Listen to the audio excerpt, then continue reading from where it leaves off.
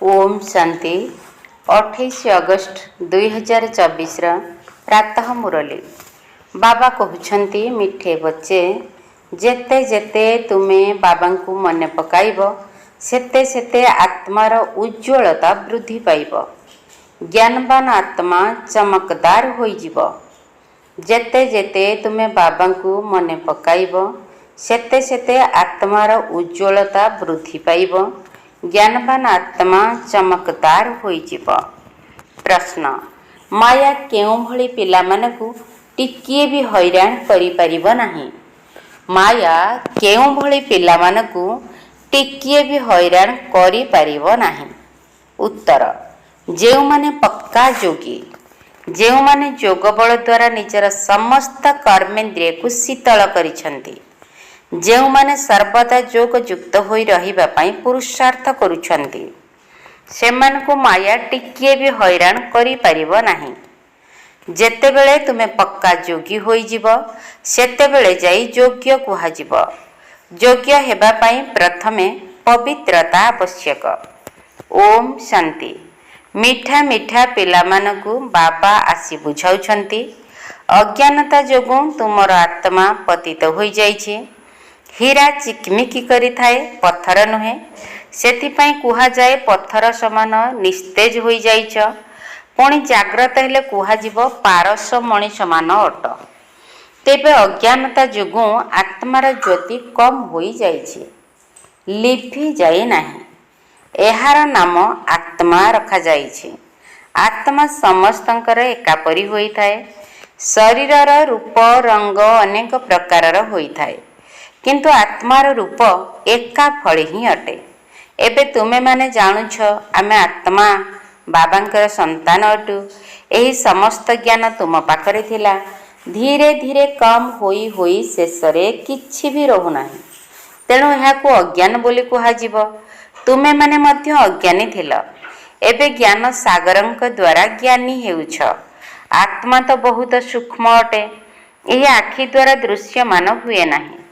बाबा आसी ज्ञान देई पिलामानकु ज्ञानवान करुछंती, तेबे जाई तुमे जाग्रत हेउछ। घर घर ज्ञान आलोक द्वारा आलोकित होई जाउछि। एबे घरे घरे अंधकार लागि रहिछि, अर्थात आत्मार ज्योति कम होई जाउछि। सेथिपाई बाबा कहउछंती मोते मने पकाइले तुमर आत्मा उज्ज्वल होइजिब, पुणी तुमे माने ज्ञानवान होइजिब। बाबा काहार ग्लानि करुनाहांती, केवल ड्रामार रहस्य बुझाउछंती। पिलामानकु कहउछंती ना एमाने समस्ते मूढ़मती होई गलेनी। ए कथा किए कहउछंती? बाबा। पिलामाने श्रीमत आधार रे तुमर बुद्धि केते सुंदर थिला, एबे तुमे अनुभव करुछ ना तुमको वर्तमान ज्ञान मिलुछि। ज्ञान को पाठ पढ़ा कुहा जाउछि। बाबांकर पाठ पढ़ा द्वारा आमर ज्योति जाग्रत होई जाइछि। एहा कोही सच्चा सच्चा दीपावली कुहा जाउछि। छोट बेले माटी दीपरे तेल देई जाळुथिले, एही प्रथा तो परंपरा रु चली आसुछि। एहा द्वारा कोनसी दीपावली होई न थाए। एठारे तो आत्मार ज्योति कम होई जाइछि, जेउ ज्योति को बाबा आसी जाग्रत करुछंती। पिलामानकु आसी ज्ञान देउछंती, पाठ पढ़ाउछंती। स्कूल रे शिक्षक पाठ पढ़ाई थांते ना, ताहा विनाशी एहा अविनाशी ज्ञान अटे। कौनसी साधु संत कण पाठ पढ़ाई थांती कि? रचना एवं रचयितांकर आदि मध्य अंतर ज्ञान केबे शुणिछ? केबे केही आसी ए पाठ पढ़ाइछंती? जाई करी देखि आस केउठारे पाठ पढ़ा जाउछि कि? एकमात्र बाबा ही ए पाठ पढ़ाउछंती, तेणु पढ़िबा उचित। बाबा अचानक आसी जाउछंती। मु आसुछि बोली कौन डेंगुरा पिटुछंती कि?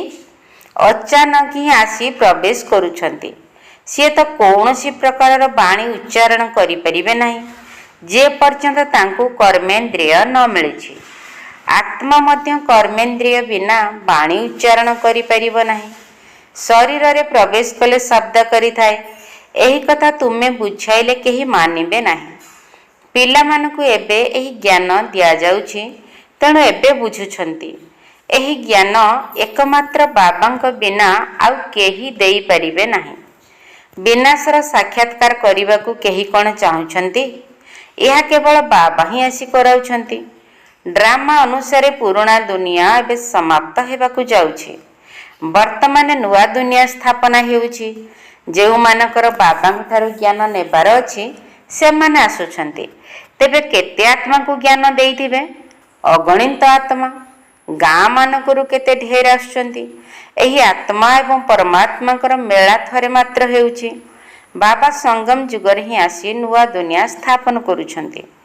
ଯେଉଁମାନଙ୍କର ଆତ୍ମା ରୂପୀ ଜ୍ୟୋତି ଜାଗ୍ରତ କରୁଛନ୍ତି ସେମାନେ ପୁଣି ଯାଇ ଅନ୍ୟମାନଙ୍କର ଜ୍ୟୋତିକୁ ଜାଗ୍ରତ କରୁଛନ୍ତି।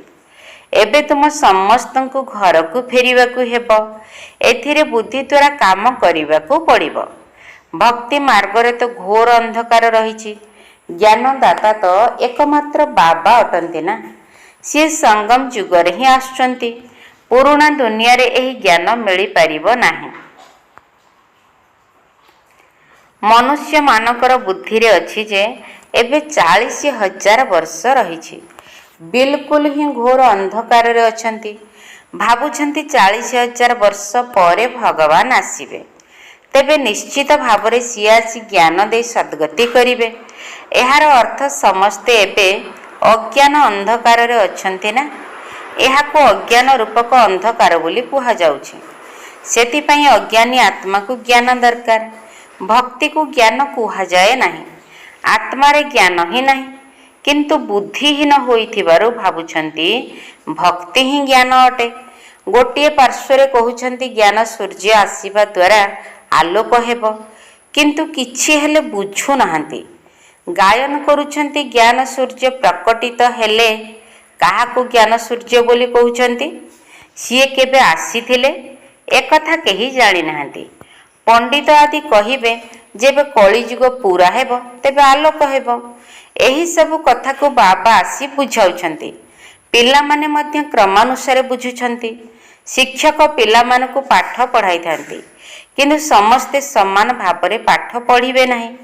ପାଠ ପଢ଼ାରେ କେବେ ଏକା ଭଳି ନମ୍ବର ରହିନଥାଏ।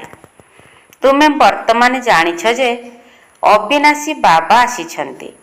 ଏବେ ପୁରୁଣା ଦୁନିଆର ବିନାଶ ମଧ୍ୟ ସମ୍ମୁଖରେ ଉପସ୍ଥିତ। ତେଣୁ ବର୍ତ୍ତମାନ ହିଁ ବାବାଙ୍କ ଠାରୁ ଜ୍ଞାନ ନେଇ ଯୋଗ ଶିଖିବାକୁ ହେବ। ଯୋଗ ବଳ ଦ୍ୱାରା ହିଁ ବିକର୍ମ ବିନାଶ ହେବ। ବାବା କହୁଛନ୍ତି ମୁଁ ସଙ୍ଗମ ଯୁଗରେ ଆସି ଏହି ଶରୀରର ଆଧାର ନେଉଛି, ଅର୍ଥାତ୍ ପ୍ରକୃତିର ଆଧାର ନେଉଛି। ଗୀତାରେ ମଧ୍ୟ ଏହି ଶବ୍ଦ ଅଛି। ଅନ୍ୟ କୌଣସି ଶାସ୍ତ୍ରର କଥା ବାବା କହୁନାହାନ୍ତି। ଏକମାତ୍ର ଗୀତାରେ ହିଁ ଏକଥା ରହିଛି। ଏହା ହିଁ ହେଉଛି ରାଜଯୁଗର ପାଠପଢ଼ା। ତେଣୁ ଏହାର ନାମ ଗୀତା ରଖାଯାଇଛି। ଏଥିରେ ପ୍ରଥମେ ଭଗବାନ ବାଚ ଲେଖାଯାଇଛି।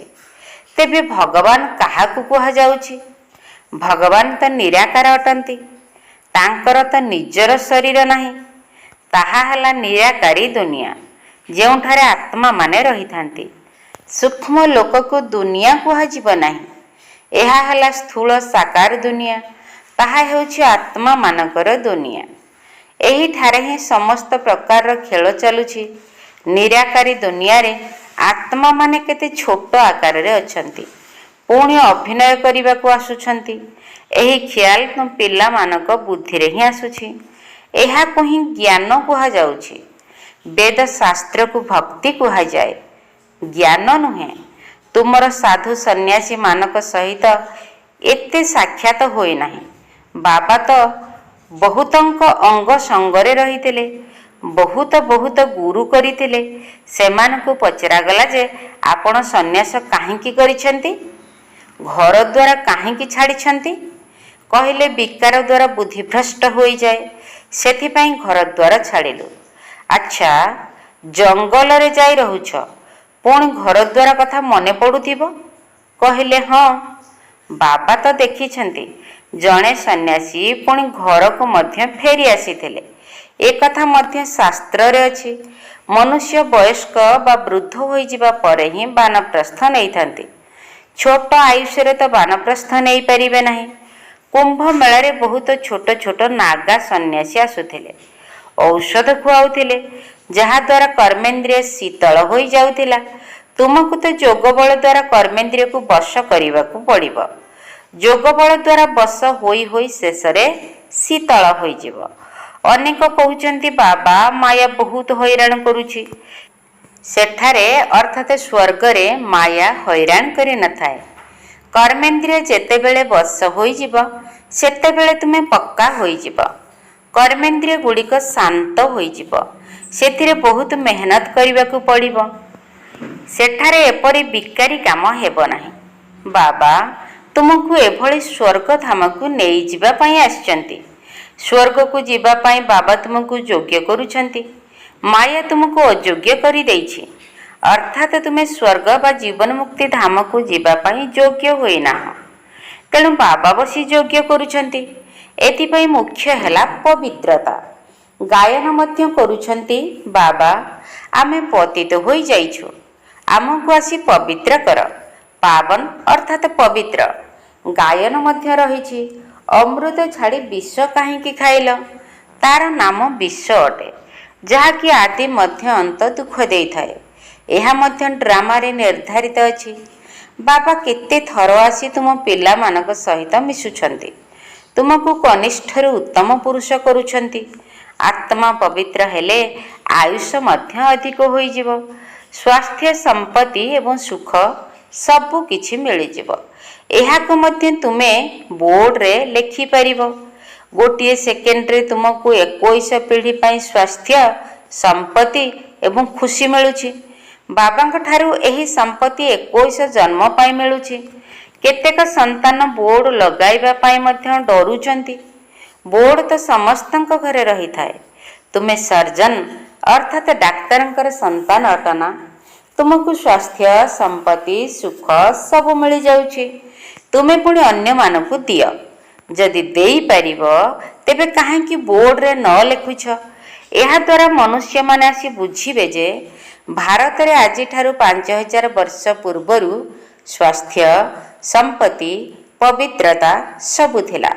ବେହଦ ବାବାଙ୍କ ଠାରୁ ଗୋଟିଏ ସେକେଣ୍ଡରେ ବର୍ଷା ମିଳୁଛି। ତେବେ ଏହାଦ୍ୱାରା ତୁମ ପାଖକୁ ବହୁତ ଆସିବେ। ତୁମେ ବସି ବୁଝାଅ ଯେ ଏହି ଭାରତ ସୁନାର ଚଢ଼େଇ ଥିଲା। ଏଠାରେ ଲକ୍ଷ୍ମୀ ନାରାୟଣଙ୍କର ରାଜ୍ୟ ଥିଲା।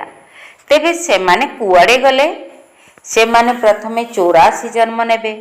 ଇଏ ପ୍ରଥମ ନମ୍ବରରେ ଅଛନ୍ତି ନା, ପୁଣି ଅନ୍ତିମ ସମୟରେ ଆସୁଛନ୍ତି। ବାବା କହୁଛନ୍ତି ଏବେ ତୁମର 84 ଜନ୍ମର ଚକ୍ର ଶେଷ ହେଲା, ପୁନଃ ଆରମ୍ଭ ହେବ। ଅବିନାଶୀ ବାବା ହିଁ ଆସି ଏହି ପଦ ଆମକୁ ପ୍ରାପ୍ତ କରାଉଛନ୍ତି। କହୁଛନ୍ତି ତୁମେ କେବଳ ମୋତେ ମନେ ପକାଇଲେ ପବିତ୍ର ହୋଇଯିବ। ତେଣୁ 84 ଜନ୍ମକୁ ଜାଣି ବାବାଙ୍କ ଠାରୁ ବର୍ଷା ନେବାକୁ ହେବ। କିନ୍ତୁ ପାଠ ତ ପଢ଼ିବା ଦରକାର ନା। ତୁମକୁ ସ୍ୱଦର୍ଶନ ଚକ୍ରଧାରୀ କୁହାଯାଇଛି। ନୂଆ ମାନେ ତ ଏକଥା ବୁଝିପାରିବେ ନାହିଁ। ତୁମେ ଜାଣିଛ ଆତ୍ମାକୁ ହିଁ ସ୍ୱ କୁହାଯାଉଛି। ଆମେ ଆତ୍ମା ପବିତ୍ର ଥିଲୁ। ଆରମ୍ଭରୁ ଆସି 84 ଜନ୍ମର ଚକ୍ର ଲଗାଉଛୁ। ଏ କଥା ମଧ୍ୟ ବାବା କହୁଛନ୍ତି ଯେ ତୁମେ ପ୍ରଥମେ ଶିବଙ୍କର ଭକ୍ତି ଆରମ୍ଭ କଲ। ତୁମେ ତ ଅବ୍ୟଭିଚାରୀ ଭକ୍ତ ଥିଲ। ଏ କଥା ବାବାଙ୍କ ବ୍ୟତୀତ କେହି ବୁଝାଇ ପାରିବେ ନାହିଁ। ବାବା କହୁଛନ୍ତି ମିଠା ମିଠା ପିଲାମାନେ, ତୁମେମାନେ ପ୍ରଥମେ ଏହି ଜନ୍ମ ନେଉଛ। କେହି ସାହୁକାର ହୋଇଥିଲେ କୁହାଯିବ ନା ପୂର୍ବ ଜନ୍ମରେ ଇଏ ଏହିପରି କର୍ମ କରିଥିଲେ। କେହି ଯଦି ରୋଗୀ ହୋଇଥିବେ ତେବେ କୁହନ୍ତି ଯେ ଏହା ପୂର୍ବ ଜନ୍ମର କର୍ମର ହିସାବ କିତାବ ଅଟେ। ଆଚ୍ଛା, ଏହି ଲକ୍ଷ୍ମୀ ନାରାୟଣ କେଉଁ କର୍ମ କରିଥିଲେ? ଏ କଥା ବାବା ବସି ବୁଝାଉଛନ୍ତି। ବର୍ତ୍ତମାନ ଏହାଙ୍କର 84 ଜନ୍ମ ପୁରା ହେଲା। ପୁଣି ଥରେ ପ୍ରଥମ ନମ୍ବରରେ ଆସିବାକୁ ହେବ। ଭଗବାନ ସଙ୍ଗମ ଯୁଗରେ ହିଁ ଆସି ରାଜଯୋଗ ଶିଖାଉଛନ୍ତି। ଏବେ ତୁମେ ଜାଣିଛ ଯେ ବାବା ଆମକୁ ରାଜଯୋଗ ଶିଖାଉଛନ୍ତି। ଏ କଥା ମଧ୍ୟ ତୁମେମାନେ ଭୁଲିଯିବ। କର୍ମ, ଅକର୍ମ ଏବଂ ବିକର୍ମର ଗୁହ୍ୟ ଗତି ମଧ୍ୟ ବାବା ବୁଝାଇଛନ୍ତି। ରାବଣ ରାଜ୍ୟରେ ତୁମର କର୍ମ ବିକର୍ମ ହୋଇଯାଉଛି। ସତ୍ୟ ଯୁଗରେ କର୍ମ ଅକର୍ମ ହେବ। ସେଠାରେ ରାବଣ ରାଜ୍ୟ ହିଁ ନାହିଁ, ତେଣୁ ବିକାର ନଥାଏ। ସେଠାରେ ଯୋଗ ବଳର ଶକ୍ତି ରହିବ। ଯୋଗ ବଳ ଦ୍ୱାରା ଆମେ ବିଶ୍ୱର ମାଲିକ ହେଉଛୁ। ତେଣୁ ନିଶ୍ଚିତ ଭାବରେ ପବିତ୍ର ଦୁନିଆ ମଧ୍ୟ ଦରକାର। ପୁରୁଣା ଦୁନିଆକୁ ଅପବିତ୍ର, ନୂଆ ଦୁନିଆକୁ ପବିତ୍ର କୁହାଯାଏ। ତାହା ନିର୍ବିକାରୀ, ଏହା ବେକାରୀ ଦୁନିଆ ଅଟେ। ବାବା ହିଁ ଆସି ବେଶ୍ୟାଳୟକୁ ଶିବାଳୟ କରୁଛନ୍ତି। ସତ୍ୟଯୁଗ ଶିବାଳୟ ଅଟେ। ଶିବ ବାବା ଆସି ତୁମକୁ ସତ୍ୟଯୁଗ ପାଇଁ ଯୋଗ୍ୟ କରୁଛନ୍ତି। ଲକ୍ଷ୍ମୀ ନାରାୟଣଙ୍କର ମନ୍ଦିରକୁ ଯାଇ ତୁମେ ପଚାରି ପାରିବ, ଆପଣ ଜାଣିଛନ୍ତି ଏମାନେ ଏହି ପଦ କିପରି ପାଇଲେ? ଏମାନେ କିପରି ବିଶ୍ୱର ମାଲିକ ହେଲେ? ବାବା କହୁଛନ୍ତି, ତୁମେ ଏକଥା ଜାଣିନାହ, ମୁଁ ଜାଣିଛି। ତୁମେ ବାବାଙ୍କର ସନ୍ତାନମାନେ ହିଁ ଏହି କଥା କହୁଛ ଯେ ଆମେ କହିପାରିବୁ ଏମାନେ ଏହି ପଦ କିପରି ପାଇଲେ। ଏମାନେ ହିଁ ପୁରା 84 ଜନ୍ମ ନେଇଛନ୍ତି। ପୁଣି ପୁରୁଷୋତ୍ତମ ସଙ୍ଗମ ଯୁଗରେ ବାବା ଆସି ରାଜଯୁଗ ଶିଖାଇ ରାଜତ୍ୱ ଦେଉଛନ୍ତି। ଏହା ପୂର୍ବରୁ ନମ୍ବର 1 ପତିତ ଥିଲେ, ପୁଣି ନମ୍ବର 1 ପବିତ୍ର ହେଉଛନ୍ତି। ପୁରା ରାଜଧାନୀ ସ୍ଥାପନା ହେବ ନା? ଚିତ୍ରରେ ସ୍ପଷ୍ଟ ଭାବରେ ଅଛି। ଏମାନଙ୍କୁ କିଏ ରାଜଯୋଗ ଶିଖାଇଲା? ଉଚ୍ଚରୁ ଉଚ୍ଚ ହେଉଛନ୍ତି ପରମାତ୍ମା। ଦେବତାମାନେ ତ ଶିଖାଇ ପାରିବେ ନାହିଁ, ଭଗବାନ ହିଁ ଶିଖାଉଛନ୍ତି। ଯାହାଙ୍କୁ ଜ୍ଞାନର ସାଗର ବୋଲି କୁହାଯାଉଛି, ତାଙ୍କୁ ପିତା, ଶିକ୍ଷକ, ସଦ୍ଗୁରୁ ବୋଲି ମଧ୍ୟ କୁହାଯାଇଥାଏ। ଏସବୁ କଥା ସେହିମାନେ ବୁଝିବେ ଯିଏକି ଆରମ୍ଭରୁ ଶିବଙ୍କର ଭକ୍ତି କରିଥିବେ। ଯେଉଁମାନେ ମନ୍ଦିର କରୁଛନ୍ତି ସେମାନଙ୍କୁ ତୁମେ ପଚାର, ଆପଣ ଏହି ମନ୍ଦିର ତିଆରି କରୁଛନ୍ତି, ଏହି ଲକ୍ଷ୍ମୀ ନାରାୟଣ ଏହି ପଦ କିପରି ପାଇଲେ? ଏମାନଙ୍କର ରାଜ୍ୟ କେବେ ଥିଲା? ପୁଣି ଏମାନେ କୁଆଡ଼େ ଗଲେ? ବର୍ତ୍ତମାନ ଏମାନେ କେଉଁଠାରେ ଅଛନ୍ତି? ସେମାନଙ୍କୁ 84 ଜନ୍ମର କାହାଣୀ କହିଲେ ବହୁତ ଖୁସି ହୋଇଯିବେ। ତୁମମାନଙ୍କ ପକେଟରେ ସର୍ବଦା ଚିତ୍ର ରହିବା ଦରକାର, ଯାହାଦ୍ୱାରା ତୁମେ କାହାକୁ ବି ବୁଝାଇ ପାରିବ। ଆରମ୍ଭରୁ ଯେଉଁମାନେ ଶିବଙ୍କର ଭକ୍ତି କରିଥିବେ ସେମାନେ ଶୁଣି ଖୁସି ହେବେ। ଏଥିରୁ ତୁମେ ବୁଝିଯିବ ଯେ ଇଏ ଆମ କୁଳର ଅଟନ୍ତି। ଦିନକୁ ଦିନ ବାବା ବହୁତ ସହଜ ଯୁକ୍ତି ବତାଉଛନ୍ତି। ତୁମମାନଙ୍କୁ ଏବେ ଜ୍ଞାନ ମିଳିଛି ଯେ ପରମପିତା ପରମାତ୍ମା ହିଁ ସମସ୍ତଙ୍କର ସଦ୍ଗତି ଦାତା ଅଟନ୍ତି।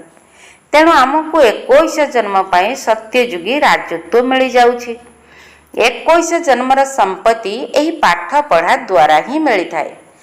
ଏହିଭଳି ବହୁତ ବିଷୟବସ୍ତୁ ରହିଛି। ବେଶ୍ୟାଳୟ ଏବଂ ଶିବାଳୟ କାହାକୁ କୁହାଯାଉଛି? ଏହି ବିଷୟ ଉପରେ ଆମେ ପରମପିତା ପରମାତ୍ମାଙ୍କର ଜୀବନ କାହାଣୀ କହିପାରିବୁ। ଲକ୍ଷ୍ମୀ ନାରାୟଣଙ୍କର 84 ଜନ୍ମର କାହାଣୀ, ଏହା ମଧ୍ୟ ଏକ ବିଷୟବସ୍ତୁ ଅଟେ। ବିଶ୍ୱରେ କିପରି ଶାନ୍ତି ଥିଲା, ପୁଣି ଅଶାନ୍ତି କିପରି ହେଲା, ଏବେ ପୁଣି ଶାନ୍ତି କିପରି ସ୍ଥାପନା ହେଉଛି, ଏହା ମଧ୍ୟ ବିଷୟବସ୍ତୁ ହୋଇପାରିବ। ଆଚ୍ଛା, ମିଠା ମିଠା ଶିଖିଲ ଦେ ସନ୍ତାନମାନଙ୍କ ପ୍ରତି ମାତା ପିତା ବାପ ଦାଦାଙ୍କର ମଧୁର ସ୍ନେହ ସମ୍ପନ୍ନ ଶୁଭେଚ୍ଛା ଏବଂ ସୁପ୍ରଭାତ। ଆତ୍ମିକ ପିତାଙ୍କର ଆତ୍ମିକ ସନ୍ତାନମାନଙ୍କୁ ନମସ୍ତେ। ଆମ ଆତ୍ମିକ ସନ୍ତାନମାନଙ୍କର ଆତ୍ମିକ ବାପ ଦାଦାଙ୍କୁ ନମସ୍ତେ ନମସ୍ତେ ନମସ୍ତେ, ସୁପ୍ରଭାତ। ଧାରଣା ପାଇଁ ମୁଖ୍ୟ ସାର। ପ୍ରଥମ ପଏଣ୍ଟ, ବର୍ତ୍ତମାନ ଉତ୍ତମ ପୁରୁଷ ହେବା ପାଇଁ ଯୋଗବଳ ଆଧାରରେ ଆତ୍ମାକୁ ପବିତ୍ର କରିବାକୁ ହେବ। କର୍ମେନ୍ଦ୍ରିୟମାନଙ୍କ ଦ୍ୱାରା କୌଣସି ବିକର୍ମ କରିବାର ନାହିଁ। ବର୍ତ୍ତମାନ ଉତ୍ତମ ପୁରୁଷ ହେବା ପାଇଁ ଯୋଗବଳ ଆଧାରରେ ଆତ୍ମାକୁ ପବିତ୍ର କରିବାକୁ ହେବ। କର୍ମେନ୍ଦ୍ରିୟମାନଙ୍କ ଦ୍ୱାରା କୌଣସି ବିକର୍ମ କରିବାର ନାହିଁ। ଦ୍ୱିତୀୟ ପଏଣ୍ଟ, ନିଜେ ଜ୍ଞାନବାନ ହୋଇ ଅନ୍ୟ ଆତ୍ମାମାନଙ୍କୁ ଜାଗ୍ରତ କରିବାର ସେବା କରିବାକୁ ହେବ। ଆତ୍ମା ରୂପକ ଜ୍ୟୋତିରେ ଜ୍ଞାନ ଯୋଗର ଘୃତ ଢାଳିବାକୁ ହେବ। ଶ୍ରୀମତ ଆଧାରରେ ବୁଦ୍ଧିକୁ ସ୍ୱଚ୍ଛ କରିବାକୁ ହେବ। ନିଜେ ଜ୍ଞାନବାନ ହୋଇ ଅନ୍ୟ ଆତ୍ମାମାନଙ୍କୁ ଜାଗ୍ରତ କରିବାର ସେବା କରିବାକୁ ହେବ। ଆତ୍ମା ରୂପକ ଜ୍ୟୋତିରେ ଜ୍ଞାନ ଯୋଗର ଘୃତ ଢାଳିବାକୁ ହେବ। ଶ୍ରୀମତ ଆଧାରରେ ବୁଦ୍ଧିକୁ ସ୍ୱଚ୍ଛ କରିବାକୁ ହେବ। ବରଦାନ, ପଏଣ୍ଟ ଅର୍ଥାତ୍ ବିନ୍ଦୁ ସ୍ୱରୂପରେ ସ୍ଥିତ ହୋଇ ମନ ବୁଦ୍ଧିକୁ ନକାରାତ୍ମକ ପ୍ରଭାବରୁ ସୁରକ୍ଷିତ ରଖୁଥିବା ବିଶେଷ ଆତ୍ମା ଭବ। ପଏଣ୍ଟ ଅର୍ଥାତ୍ ବିନ୍ଦୁ ସ୍ୱରୂପରେ ସ୍ଥିତ ହୋଇ ମନ ବୁଦ୍ଧିକୁ ନକାରାତ୍ମକ ପ୍ରଭାବରୁ ସୁରକ୍ଷିତ ରଖୁଥିବା ବିଶେଷ ଆତ୍ମା ଭବ। ଯେପରି ଭିନ୍ନ ଭିନ୍ନ ଋତୁଗୁଡ଼ିକର ପ୍ରଭାବରୁ ସୁରକ୍ଷିତ ରହିବା ପାଇଁ ବିଶେଷ ଧ୍ୟାନ ଦେବାକୁ ପଡ଼ିଥାଏ। ବର୍ଷା ଋତୁ ଆସିଲେ ଛତା, ରେନକୋଟ୍ ଆଦିର ବ୍ୟବସ୍ଥା କରିଥାନ୍ତି। ଶୀତ ଋତୁ ଆସିଲେ ଗରମ ପୋଷାକର ବ୍ୟବସ୍ଥା କରିଥାନ୍ତି। ସେହିଭଳି ବର୍ତ୍ତମାନ ସମୟରେ ମାୟା ମନ ବୁଦ୍ଧିରେ ନକାରାତ୍ମକ ଭାବ ଉତ୍ପନ୍ନ କରିବାର କାର୍ଯ୍ୟ କରୁଛି। ସେଥିପାଇଁ ବିଶେଷ ସୁରକ୍ଷାର ଉପାୟ ଅବଲମ୍ବନ କର। ତେବେ ଏହାର ସହଜ ଉପାୟ ହେଲା ଏକମାତ୍ର ପଏଣ୍ଟ ଅର୍ଥାତ୍ ବିନ୍ଦୁ ସ୍ୱରୂପରେ ସ୍ଥିତ ହେବା। କୌଣସି କଥାରେ ଆଶ୍ଚର୍ଯ୍ୟର ଚିହ୍ନ ବା ପ୍ରଶ୍ନବାଚକ ଚିହ୍ନ ଲଗାଇବା ପରିବର୍ତ୍ତେ ବିନ୍ଦୁ ଲଗାଇଦେବା ଅର୍ଥାତ୍ ବିଶେଷ ଆତ୍ମା ହେବା। ସ୍ଲୋଗାନ। ଆଜ୍ଞାକାରୀ ତାଙ୍କୁ କୁହାଯିବ ଯିଏ ପ୍ରତ୍ୟେକ ସଂକଳ୍ପରେ, ପ୍ରତ୍ୟେକ ବାଣୀରେ ଏବଂ କର୍ମରେ ଜି ହଜୁର ଅର୍ଥାତ୍ ହାଁ ଜି କରିଥାନ୍ତି। ଆଜ୍ଞାକାରୀ ତାଙ୍କୁ କୁହାଯିବ ଯିଏ ପ୍ରତ୍ୟେକ ସଂକଳ୍ପରେ, ପ୍ରତ୍ୟେକ ବାଣୀରେ ଏବଂ କର୍ମରେ ଜି ହଜୁର ଅର୍ଥାତ୍ ହାଁ ଜି କରିଥାନ୍ତି। ଓମ୍ ଶାନ୍ତି।